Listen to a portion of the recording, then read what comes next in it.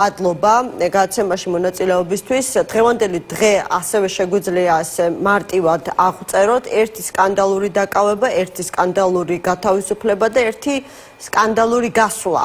იმიტომ რომ ცოტა ხნის წინ დადასტურდა რომ ნამდვილად ლევან დავითაშვილმა რომელმაც გუშინ სუსი დატოვა დღეს ქვეყანაში აღარ იმყოფება. დავიწყოთ ბაჩიაშვილის кейსით. უკვე ცნობილია რომ გიორგი ბაჩიაშვილმა აღიარა, გადაიხადა, გათავისუფლდა.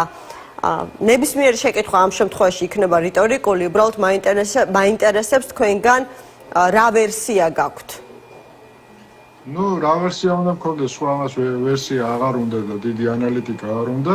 ეხლა ახალგაზრდა კაცია, ხო? სადამდე უნდა მჯდარიყო ციხეში, ხდებოდა რომ ხელისუფალი მას არასოდეს არ გამოუშვებდა, სულ ახალ და ახალ საქმეებს შეუგერავდა. რა თუნდა ის ფული ეხლა თუ ციხეში დარჩა და ოჯახსაც პრობლემები ექნა და შესაბამისად წავიდა გარიგებაზე. მისი დაპატიმრების მიზანი თავიდანვე არ ყოფილა მისი ციხეში ჩასმა, პოლიტიკური დევნა რაღაცა, ხო? მიზეზი, მოტივი იყო ძალიან ბანალური, ფული და როგორც ჩანს ფული აახიეს რა და ფული აახიეს და მისი ციხეში ჩატოვების საჭიროებაც ამით გაქრა, ხო? თვითონ გათავისუფლების პროცედურაც ხო, მაგრამ აქამდე თუ არ იყო დაუშვათ, როგორც თქვენ ამბობთ, აი ამ ფულის ახევაზე თუ გადახდაზე თანახმა, რასაც ედავებოდა, ხო, ბიძინა ივანიშვილი, ანუ რა მოხდა, რა თვი არის, ხო, თუ არ ვწდები ზის ციხეში, რა მოხდა? შეეძლო, იმედი ქონდა, რომ რაღაცნაირად ეს საკითხი სხვანაირად არეგულირდებოდა, იმედი გადაეწურა იგრძნო თავის სიტუაციის უპერსპექტივობა და გატყდა რა ჩვეულებრივი ისტორია, ადამიანური ისტორია,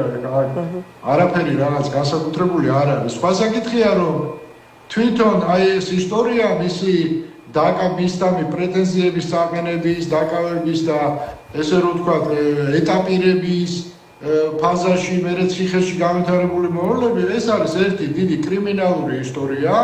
ეს არ არის მართლმსაჯულების ისტორია და სახელმწიფოს ისტორია. ეს არის ესე რომ ვთქვათ, მაფიოზური რეკეტი, ეს რეიდერული დაპყრობა, მძევლად აყვანა, წამება და გატეხვა, ხო? აი კრიმინალური ისტორიაა რა მთლიანად, ანუ სასამართლოც კი ამის ჩაცუცქული არჩევდა მის საქმეებს, ხო?